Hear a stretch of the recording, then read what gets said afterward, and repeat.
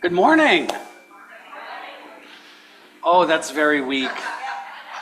Good morning. There we go. It's a lovely day.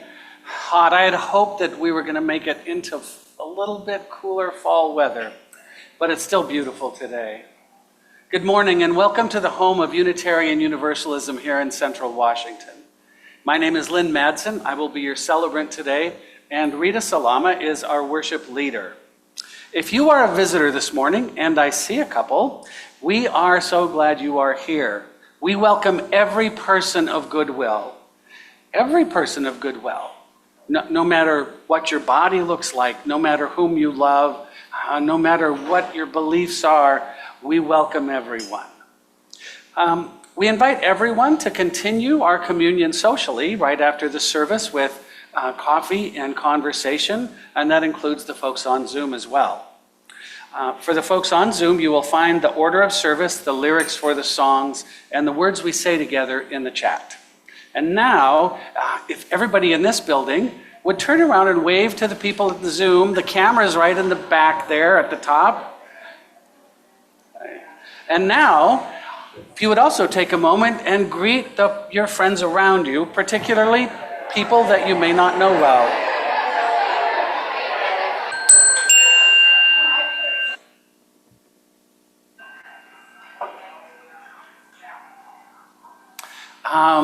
There are announcements on a loop that happens before the service on the screens.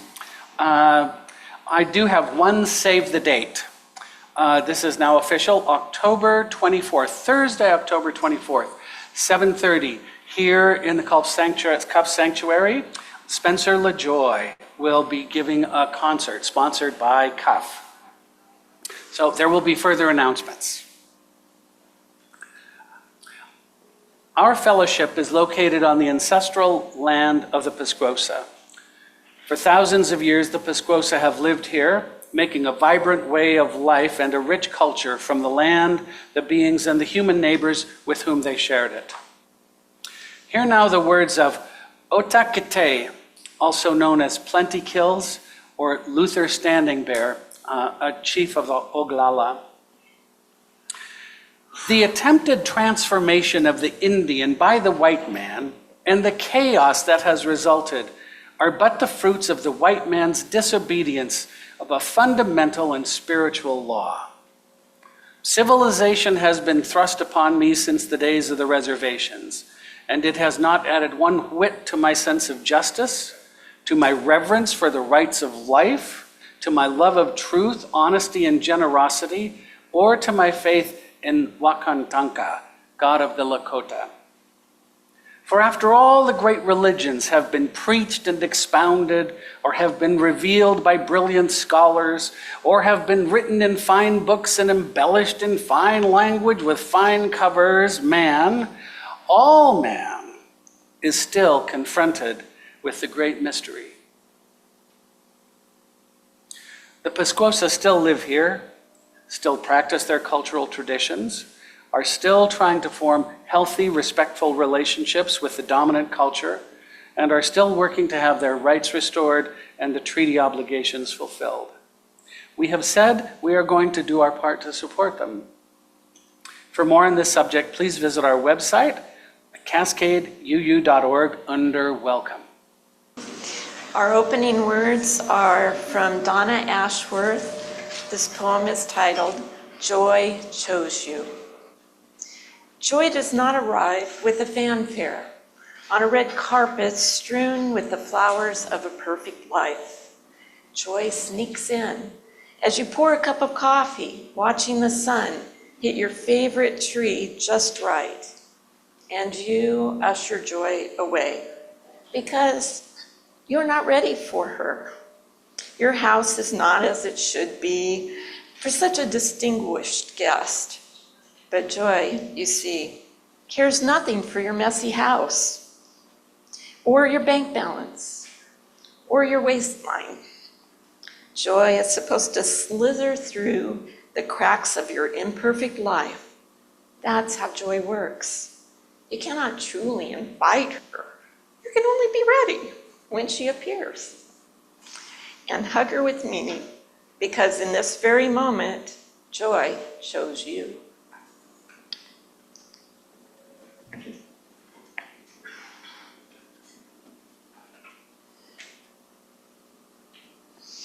The chalice and flame symbolize our congregation gathered in principles and faith. If you at home have a chalice with you, please join me now in lighting it. Here in the sanctuary, we will speak the lighting words in unison. They are on the screen. In the light of truth and the warmth of love, we gather to seek and seek to share.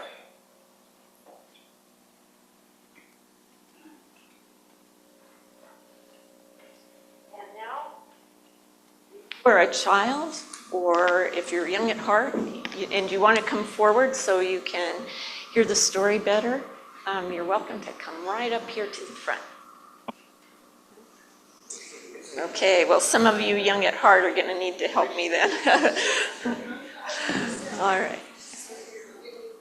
Okay, great. Karen's going to join us up here. Oh, all right.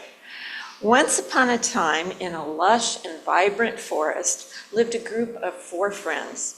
Ruby the rabbit, Oliver the owl, Benny the bear, and Lily the ladybug. They loved exploring together, but each had their own favorite spot in the forest, so they didn't always see each other. One sunny morning, Ruby the rabbit was in her favorite spot, the meadow. So would one of you big kids stand up and hold up Ruby the rabbit so that everyone can see? Okay. She usually stayed on the other side of the meadow, but today she had an odd feeling that she should go to the opposite side.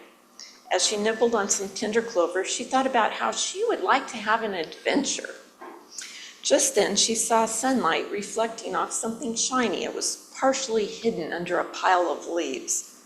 She hopped towards it, but she was so excited that she stubbed her toes very hard. She tried to stand up, but it was just too painful. One of her toes was broken. "I need help," Ruby said. Just then she heard the soft rustling of leaves behind her. It was Lily the ladybug. Can somebody be Lily the ladybug for me? Oh, are you a lily? You are the perfect person to be Lily the ladybug. Yeah. Oh. "Hello, Ruby," Lily greeted. Ruby twitched her nose. "I was at home with my children when I felt like I should come to the meadow. Isn't that strange?" Ruby said, "That is strange, Lily. I never see you out this early in the morning. I'm so glad you're here, though. I need help. I've broken my toe and I can't hop." "Well," said Lily, "I'm pretty tiny, so I can't help you hop, but I can fly and get help. I'll find Benny the bear." Who would like to be my Benny the bear?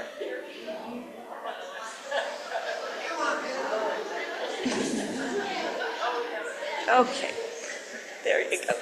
So Benny the bear was not far away. Instead of heading straight to his favorite fishing spot, he had felt a tug in his heart to walk through the meadow. He thought it was odd, but decided to see what it was about. Lily told him about Ruby, and they both hurried to her side. Do you want to hurry over to the side of Ruby over here? Meanwhile, Oliver the owl, who would like to be my owl? Thank you. And Oliver, wow. This is a, no, it is a coinkydink, yes. Meanwhile, Oliver the owl was wide awake, high up in his favorite tree. He usually slept during the day, but today he felt a strong urge to take a daytime flight over the meadow. He thought it was odd, but decided to do it. As he swooped down, he was amazed to see Ruby, Lily, and Oliver. They were all together. "What a surprise," Oliver hooted. "I felt like I should come here, but I didn't know why." Over there, Oliver. "Us too," the others exclaimed in unison. Ruby pointed to the pile of leaves. Look, there's something shiny over there. I hurt my toe when I was trying to find out what it was. Benny helped Ruby to the spot, and the friends all gathered around as Benny carefully brushed the leaves away with his large paw. Beneath the leaves lay a beautiful golden key glistening in the sunlight. What could this be? Ruby asked, her eyes wide with wonder. Oliver, who was very wise, said, "It's a key. It looks special." As Ruby held the golden key, Ruby, can you hold the golden key? A soft breeze began to blow, carrying with it a faint, melodious chime. The sound seemed to be coming from deep within the forest. "Let's follow that sound," Lily suggested, her wings buzzing with excitement. Ruby climbed on Benny's back, and off they went.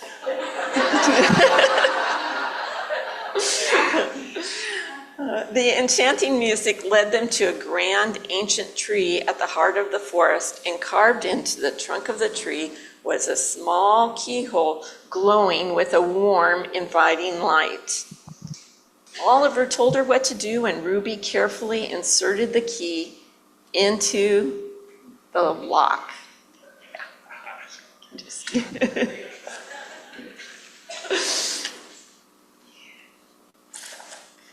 With a soft click, a door in the tree swung open, revealing a hidden chamber filled with the very things that each of them most longed for. A telescope for Oliver, a pasta pot for Ruby, a tiny little sports car for Lily, and a Hawaiian shirt for Benny. But best of all, a board game that the four good friends could play together, and delicious treats to share. On top of that, Ruby's toe felt as good as new.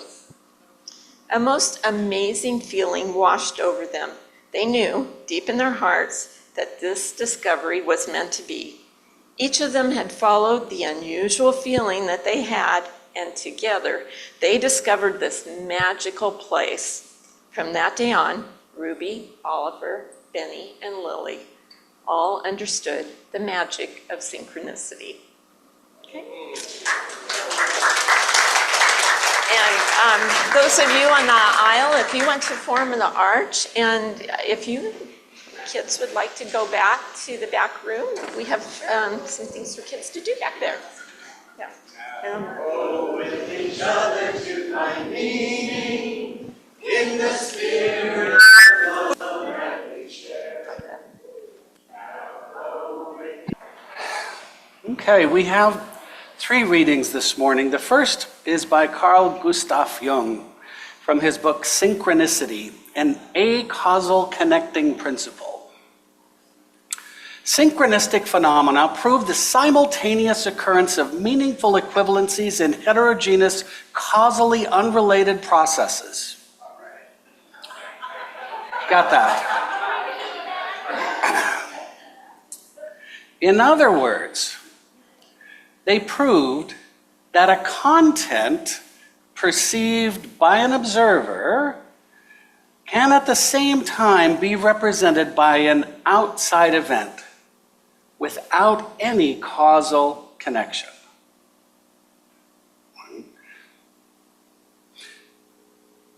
An event, a content, perceived by an observer, can at the same time be represented by an outside event without any causal connection. From this it follows either that the psyche cannot be localized in space, or that space is relative to the psyche. The same applies to the temporal, that is time-wise, determination of the psyche and the psychic relativity of time. I do not need to emphasize that the verification of these findings must have far-reaching consequences. Okay. An example.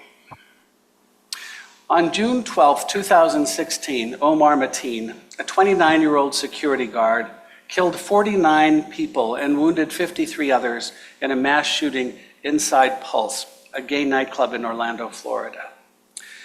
Orlando Police Department officers shot and killed him after a 3-hour standoff. In a subsequent vigil, the names of the 49 victims were being read as a flock of birds flew by. A photographer noticed them and snapped a photo. Later, she counted the birds in the photo. There were 49. The photographer showed the people and asked them to count. We were all stunned, she said. A spokesman for the Dr. Phillips Center for the Performing Arts, where the vigil was held, said the center had not released the birds during the vigil. And this by M.L. von Franz. As soon as we notice that certain types of events like to cluster together at certain times, we begin to understand the attitude of the Chinese, whose theories of medicine, philosophy, and even building are based on a science of meaningful coincidences. The classical Chinese texts did not ask what causes what, but rather what likes to occur with what.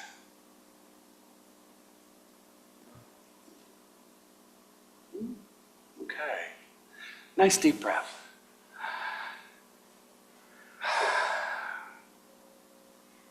We are all responsible for the caring ministry of our fellowship. Throughout the month, the congregational care team works to encourage and coordinate the work of that ministry. The care team representative today is Betsy Pierce. Betsy. Oh, there she is. Okay. So if you are aware of any needs that could use attending to, you can tell her.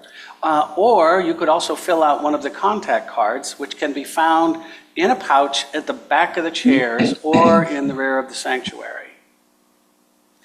As part of our communal ministry, we take time every week to give folks an opportunity to share events or experiences that have moved them in a deeply personal way. This is a time of reverence, an opportunity to open the door to deeper connection, for the fellowship to create and hold a space for those of us who choose to share. This is not a time for politics or advertisement, and we need to be responsible with the time that we have and also not share anything that we do not have the right or permission to share.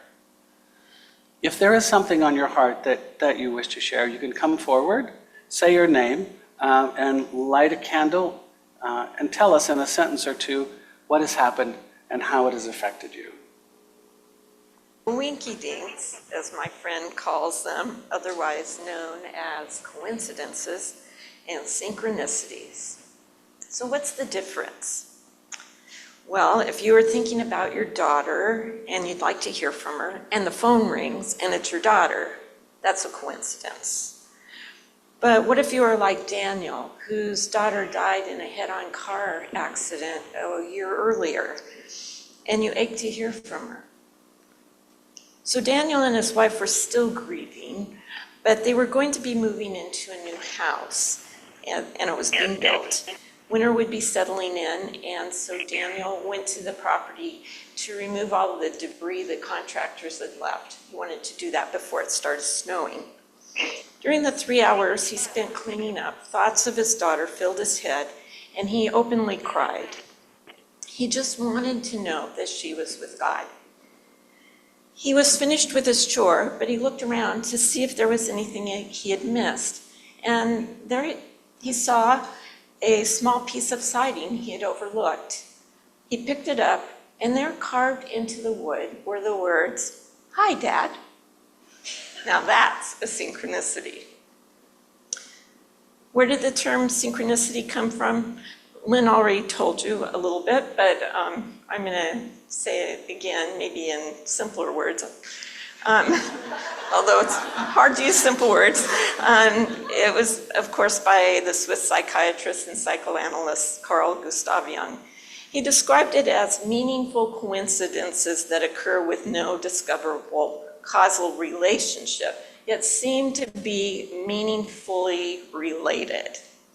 So he suggested that synchronicities arise from the collective unconscious, and that's a part of our unconscious mind, and it's shared among all humans. And these synchronicities manifest when internal psychological states, like the need to hear from your deceased daughter, align with external events, writing on a piece of wood, in a way that is meaningful to the individual. Hi, Dad. When the coinkydinks pile up, you know it's a synchronicity. He also posited that synchronicity might be linked to a deeper underlying principle of the universe, one that connects the physical and psychological realms. The idea suggests that synchronicity could be a sign of an underlying structure to reality that transcends traditional notions of cause and effect and linear time. It causes one to wonder, how could that have possibly happened? I want to emphasize that synchronicities are out of the ordinary. They do not happen every day. They cause awe. You may find that the hairs stand up on the back of your neck or tears come to your eyes. They are not subtle, and remember, they are personal. Why do synchronicities happen to some people and not to others? I believe we need to be open to them. And I don't mean you have to be wide open, but at least allow for the possibility. It's like we are radios, and we have to tune into the station where the collective unconscious, the universe, some would say God, can speak to us. I'm going to use the term higher self for the rest of this talk. Synchronicities seem often to happen when we are at a crossroads in our lives, and when we need confirmation, encouragement, reassurance, or comfort. And when we ask for those things, either directly or as a longing, when we stop struggling, and as the saying goes, let go and let your higher self or God. When I was in my early 40s, I had been an atheist for 20 years, but I started opening my mind to other possibilities and finally tuned into my higher self. And then I found myself at a crossroads, both spiritually and in my personal life. I needed a lot of confirmation and encouragement, and I started having synchronicities on a very frequent basis, confirming that I was on the right path. Most people don't have that many, but I don't know, I think I'm a little a harder case and had to have more of them. But here's an example. In 2001, I had a vision that I should go to Africa because, as my higher self told me, there were children there that needed me. Instantly, I knew that this was what I was going to do. But where would I go? I mean, Africa is huge. So a few days after the vision, my coworker who had been on vacation came back and was telling me about staying in Oregon with her husband's best friend and meeting his sister, who had a program for orphan children in Makindu, Kenya. Of course, that got my attention. Then, not too long after that, a friend invited me to her house for lunch. And she knew about my marriage ending, and she asked me what I was going to do. So I told her about the vision and that I was going to Africa, but I didn't know where. She said she had just got a letter from her goddaughter who was working at an orphanage in Africa. Would I like to read it? Absolutely. As I was looking at the letter, I got goosebumps, and I still do. Her goddaughter was at the orphanage in Makindu, Kenya. So I knew then that's where I was supposed to go. When I told my mother about my plans, she immediately started worrying and wailed, "I don't even know where that is." So I went and got her globe to show her where Kenya was. And to my shock, there was a dot on Kenya showing Makindu. What is so surprising about this is that unless you have a detailed map of Kenya, Makindu doesn't even show up. But there it was, marked on her globe. Synchronicities sometimes show up when we need encouragement or reassurance, like the story of Allison. Her parents were divorced, her mom had remarried and was clearly joyful in her new relationship, and her father seemed to be happy too. But Allison, who was 16, felt a profound sense of loss that her family wasn't still together, especially when looking at a photo album with so many happy pictures from the past. She was sharing the album with her new stepfather, Robert, whom she was really fond of. Allison paused at a picture taken at a restaurant when she was 5. She and her family were vacationing in the Bahamas. Robert and Allison were laughing at the spaghetti sauce covering her face when Allison leaned forward to look at the picture more closely. There was a man seated at the table right behind theirs. "Hey," Allison said, "that looks like you." And Robert agreed. He bent closer to look at the date on the photo. He said, "That's me. I was in the Bahamas at that time." 9 years earlier, thousands of miles away, they had been sitting at tables adjacent to each other. For Allison, this brought an inner peace and a knowing that everything was going to be okay. Synchronicities sometimes show up when we need comfort, and often after someone has died. Many people report they had a synchronicity or a sign from their loved one that has passed on that comforts them, either at the time of their death or in the days after. I read this story years ago and it has stuck with me. Carolyn and her mother were best friends. They did most things together. They were side by side on their weekday commute to New York City and would golf or ski together on weekends. Carolyn's mother was a successful fashion illustrator for agencies that represented department stores, and her artwork would appear in newspaper ads. When her mother was killed in a car accident, Carolyn was devastated. She missed her so much, especially on her walk to Grand Central Station at the end of her workday. But one evening at dusk, she was walking across the street from the office building where her mother's first client was located. On ground level, the storefront window was brightly lit. Carolyn looked over and couldn't believe her eyes. There was her mother in the window. She rushed across the street, and of course it wasn't her mother, but it was a mannequin that looked just like her and dressed the way her mother dressed. And she was leaning over a table covered with fashion pictures and magazines, along with a calendar with a ski date marked on it. Also on the calendar were these words, "Lunch with Tommy." Carolyn's brother's name was Tommy. And these words, "Call Ray." Ray was the name of Carolyn's dad. Sometimes synchronicities are unasked for, but are a nudge in the right direction. For example, long ago, in a very short period of time, 3 people told me about the benefits of meditating. There was my higher self letting me know that I should give meditation a try. Of course, with these nudges, I always have free will. I didn't have to start meditating, but why wouldn't I? I have learned my higher self wants me to be happy. Synchronicities happen for your benefit. They are a sweet treat in your life. My friend, Dan Sconce, referred to them as cosmic cookies. I hope you get to taste a few. Now, I want to give you a chance to share any synchronicities that might have happened in your life. And just to recap, synchronicities are meaningful coincidences. They are out of the ordinary. They do not happen every day. They cause awe. They are not subtle. And remember, they are personal. And Lynn's going to take the microphone around. Does anybody have something they'd like to share? Barbara does in the back, and so does Karen.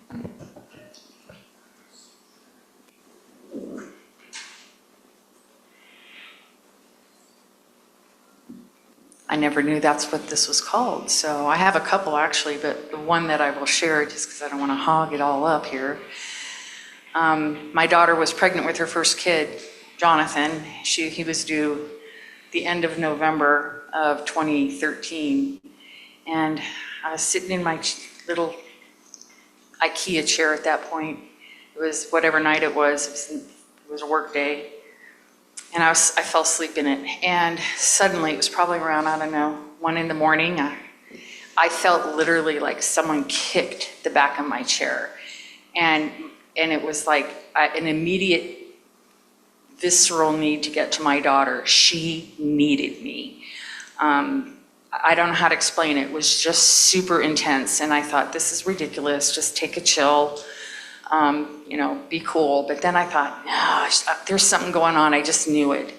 So I know she keeps her phone on do not disturb, I think is what she does. But anyway, so I texted her and I said, I want you to know that right now I'm really thinking about you, and I am here, and I'm just rooting for you no matter what type of message.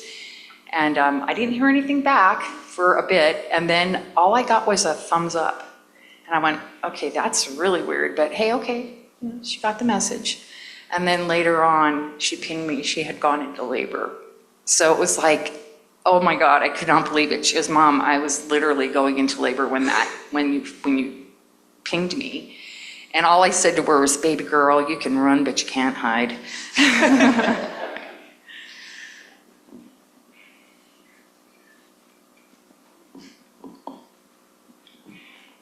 I was remembering a story from some years back. My son was going to Bogota to visit, and he had a good friend there. And he hadn't seen him in years, and their schedule, it was real hectic, and he was trying to figure out a way to connect with him when he was there, but he hadn't gotten it done before he left. And they were in a big mall, and there was a restaurant in there that was all 3 floors of the mall with all these different entrances and exits. And he was there with his family, and they were eating lunch there. And his friend Heido walked through the door with his family into that restaurant. There's 11 million people, I think, in Bogota at that time.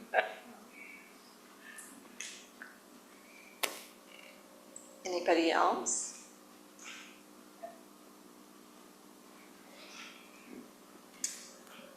My daughter Pearl, who is just here, I picked her up from summer camp, and she had been gone for a week with her sister Lily to summer camp. And while she had been gone, her grandfather passed away, and she had no idea. Sorry. So we didn't want to tell her while she was gone. But when I picked her up, she was like, Mom, this horrible thing happened. I was so worried about Grandpa. She broke down and cried to her camp counselor, and she felt it. She had gotten really worried about him, and it was weird because she didn't ever really worry about him because he lived in San Diego and they weren't really particularly close, and she never had worried about him before. Like, it was never anything in their relationship where she'd ever brought it up. So it was a very random thing that she would have worried about him. But she did that one particular time, especially, and that was right when he was passing. So I'm sorry for your loss.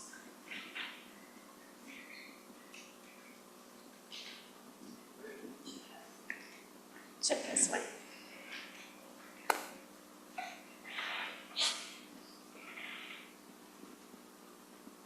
My name is Chip. I had a time in my life when I had to make a big decision. I was teaching my first teaching after I graduated from college, from master's program. And I spent that summer 8 weeks doing a program. It was a humanities summer program, and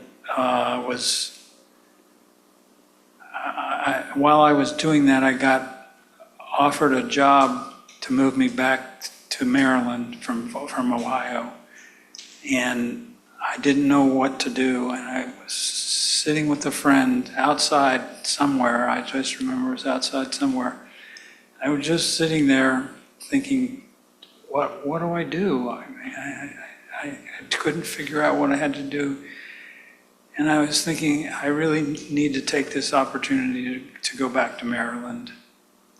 And butterfly landed on my right shoulder.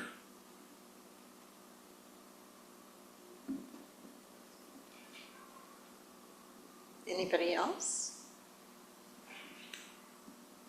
Well, I have what I hope is a fun one. Not that the others weren't, but this is just very light-hearted. In 1991, I traveled to Greece by myself, and I was a very adventurous young traveler and decided to stay for about 6 weeks. And about 4.5 weeks into the trip, I got really sick, food poisoning of some kind, and it was really pretty bad. I fortunately knew someone in Athens, and I went to her home for a little while, but still, I just, at that point, I wanted to just go home. I wasn't feeling right, I was by myself, I'm like, I just want to go. And I don't know, this is back in the day of paper plane tickets, and I somehow misread mine, and I had like 5 more days than I thought I had. I just wanted to go back, but couldn't change it. And so I thought, well, I'll make the best of this. So I decided to go to Meteora, which I don't know if any of you know that. It's the place with those monasteries on the tops of the pinnacles, like there was a James Bond movie film that someone went out. So I took a bus up there and met a couple of lovely people on the bus, a Brazilian man and a Palestinian woman, and we decided to room together. So we did that night, and then on the way up to these, it was one of those very dark days where it's just, you're in cloud layer the whole time and going up this windy road. It was these craggy trees, and it was kind of spooky almost. So we got up there, and this Palestinian woman kind of knew the drill. She said, you go up, you knock on the door, you ask permission to go in and see, and they may give you something for hospitality. I thought, okay, so we went and we got out of this taxi or bus, whatever, and went up to the first place, and I was kind of nervous. And there was this door, umpteen feet tall, and we knocked on it and we waited, and it slowly opened. And a monk, of course, dressed in all black, opened the door and looked at us, and I went, oh my God. And he held out a bowl of candy. It was October 31st.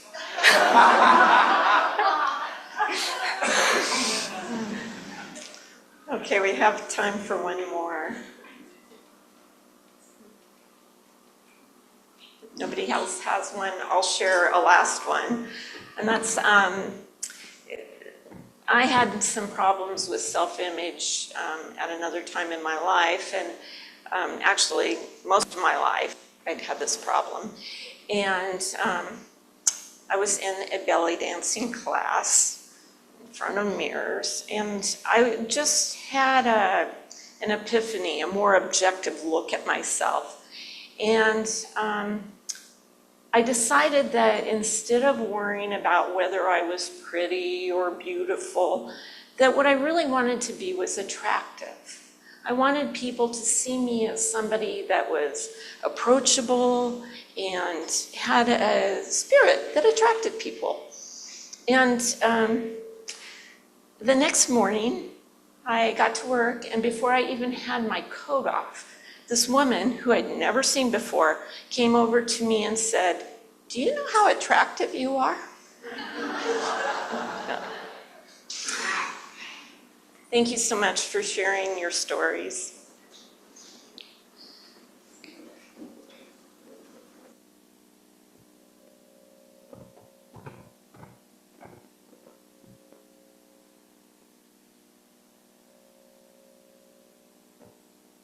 Regardless of amount, is a spiritual practice that expresses our thankfulness and generosity. We live these values in abundance.